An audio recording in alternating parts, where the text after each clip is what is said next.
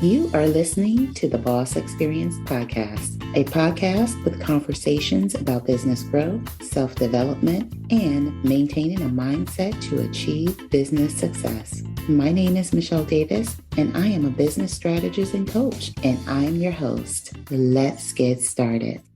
Welcome to another episode of the Boss Experience, the podcast that helps you turn your expertise into an online coaching business that replaces your 9-to-5 income. My name is Michele Davis, and I'm your host. And I am super excited about today's topic, which is 5 things to do when you're starting your coaching business. Are you trying to turn your expertise into an online coaching business that replaces your 9-to-5 income? If so, tell me if this sounds familiar. You took a coaching certification class, but still don't know how to develop a coaching business or get clients. You bought a course, only to never implement what you learned, or worse, you still don't know where to start. Or maybe you're struggling to piece together a bunch of free information you find online, hoping and praying for results, only to still be confused.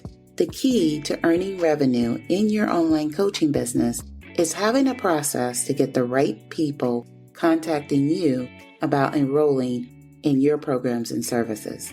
You also need a coaching offer that gets results for your clients in addition to you being able to charge a premium price for your services. So if you need help putting these pieces together, my name is Michele Davis, and I am the host of the Boss Experience Podcast, in addition to being a phenomenal business coach.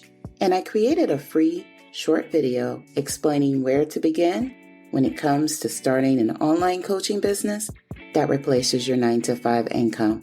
Just go to CEOBlueprintacademy.com to get instant access now.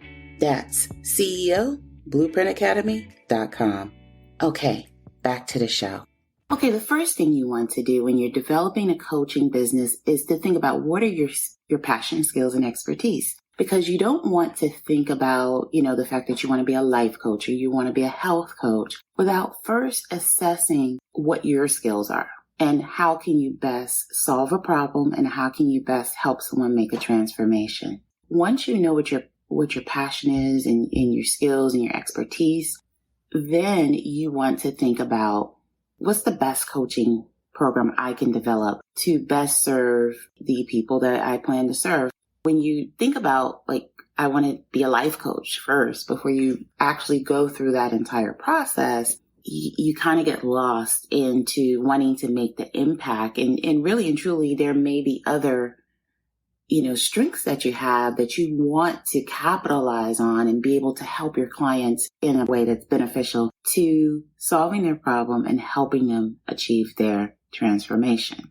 The second big mistake you want to avoid is to discount the skills and expertise you have. So I talk to a lot of people that think they don't possess a skill because maybe they've worked as an administrative assistant, or they feel like they don't have these amazing qualities or skills or expertise. The reality is that we all have passion, we all have skills, and we all have expertise. We just have to tap into what that is. So think about it. You've worked a 9-to-5 for how many years? How many years have you worked at 9-to-5? And so your employers over the years, whether you've had one or many, have profited from your skills and expertise over all of that time. Of course you have skills and expertise. You just have to figure out what your skills and expertise is and whom you're best equipped to serve in terms of helping them solve a problem and helping them make a transformation. So don't discount your skills and expertise because everyone has them. You just have to discover what yours are. So the third thing you want to avoid is not establishing systems early on in your business. When I say systems, people immediately think, oh, well, I have to hire someone or I have to. No, you don't. You want to wait until you're profitable in your business before you take on the responsibility of hiring someone. But you do want to take the time as you're developing your business and as you're growing your business to get to know your business, get to know how you operate, get to know your best practices for acquiring customers or your lead gen or acquiring your clients. You want to know best practices for your marketing. You want to know best practices, for your sales. How are you handling sales? You want to know best practices for what tools you plan to use, because once you establish what your best practices are and how to best deliver your service, you can then teach someone else when you're ready, when your business has enough revenue to replicate your results. So number 4, the fourth thing you want to avoid is not documenting what works in your business. So remember when I said you want to dial in your systems so you can teach others how to replicate your systems? Another important thing is you want to document what your systems are. Because if you don't document what you're tracking, what you're measuring, whether it's in your marketing, what works with your sales process, what didn't work, and you need to have standard operating procedures. And I know a lot of coaches say, well, don't worry about that. You don't need to worry about that as a solopreneur. And that is not exactly true. Because having come from just prior to launching a coaching business, I have 16 years in management. And I know what it takes to manage an operation. And so when you are launching a business, I'm not talking about a side hustle, but when you're launching a business, you need to think of yourself and your company and your business as an operation that needs to run smoothly.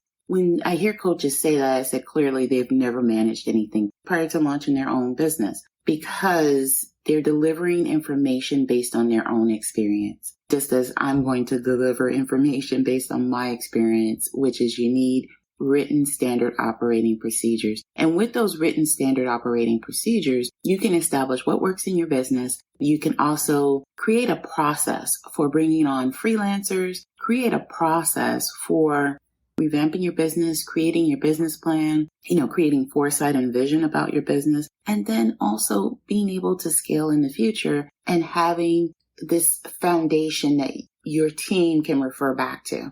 If nothing's written down and everything's all in your head, you're just going to create a bunch of chaos, and you're going to create a team that has no clue what to do in your business. They have no clue how to replicate your results. And so right from the start, as you're starting your business, you want to document what's working and what isn't, so you can build systems in your business that make sense to you, that make sense for your business, and that help you have the profitable business that you desire, so you're not working for the rest of your life as a solopreneur. So my fifth and final tip is create an offer and not a product or service. And what I mean by creating an offer is you want to think about, where are your clients at right now? What is their biggest problem? What are their pain points? And you want to think about where they want to be. What is their happy place? And so as a coach, you may think instinctively, I'm going to sit down and I'm going to have a one-on-one session and I'm going to deliver this magical transformation for people, or I'm going to solve their problem. And the truth is you can't solve a problem in any significant and scalable way in one session. So you may be able to resolve put out a fire, help them with technical assistance in one session, but you can't really help someone make a transformation in one session. So you want to think about the people that you want to serve. Where are they at right now in terms of their pain points, and what is their happy place, and how you can structure a series of topics to get them from where they're at, their pain points, to their happy place, and price it as a package.